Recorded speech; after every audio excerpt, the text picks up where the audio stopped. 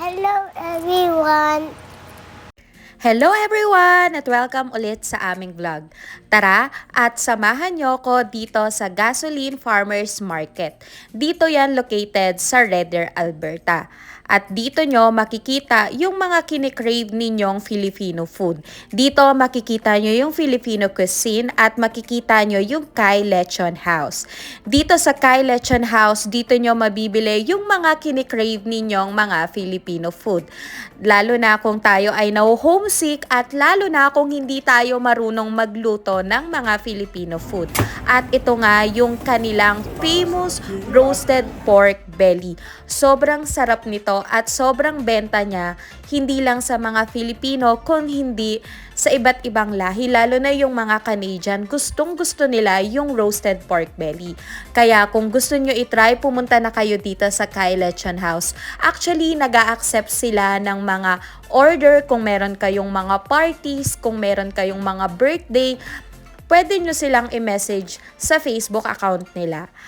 At ito nga kung makikita ninyo, umuusok-usok pa yung roasted pork belly.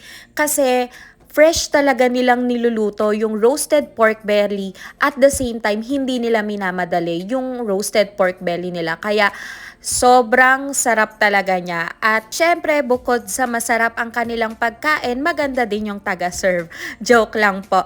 Dito ako nag-work every Saturday kung gusto nyo akong makita or kung gusto ninyong bumili. Every Saturday ako po yung mismong magsaserve sa inyo. Marami silang pagkain dito actually at murang-mura lang. Bukod sa napakasarap ng pagkain, syempre affordable pa yung kanilang pricing at sulit po yung mga binayad ninyo. At may bago ngang policy ang IRCC na ang mga international students na kagaya ko, we can work more than 20 hours a week until April 30, 2024. Kaya lalo na tayo, marami tayong bayarin, tayong mga international students, hindi biro yung tuition fee natin and at the same time yung mga bills natin, kaya kailangan natin ng more jobs. At ito nga yung kanilang roasted pork belly. Meron din silang empanada. At meron din silang spring rolls. At meron din silang dumplings o siomai, pansit. Meron din silang deep fried milkfish. Meron silang barbecue, steam bun. At meron din silang mga ulam. Meron ding mga langka, sari-sari. Pero iba-iba siya every week. At ito nga yung itsura ng roasted pork belly kung kayo ay o-order, kung meron kayong mga birthdays, party, saan pa kayo dito na sa Kai Lechon. At ganito nga siya niluluto, kung makikita ninyo, sobrang linis talaga niya.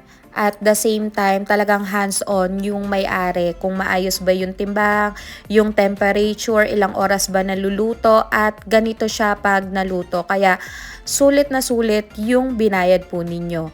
At ito nga si Yugo, talagang bumili pa dito dahil nga ako nga ang tao dito every Saturday. Meron din silang crispy pata dito. At ito makikita nyo sobrang sarap ng crispy pata nila, kaya kung kayo ay nagki-crave sa crispy pata, meron din po silang crispy pata.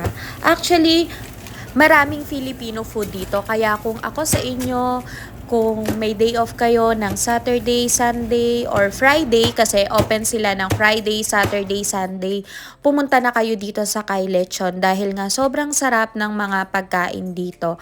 Marami ring mga Pilipino ang pumupunta dito. Dito sila kumakain every Saturday, Sunday, pag day off nila. Kasi nga, pag namimiss nila yung mga Filipino food, dito sila pumupunta at dito sila kumakain. Yung iba ang ginagawa nila, bumibili na sila ng mga ulam nila pang araw-araw dito. Kasi nga, pag bumili kayo ng ulam dito, naka-Tupperware na siya. Ang gagawin nyo na lang ay iinitin nyo na lang siya sa microwave. Diba? Napaka-convenient.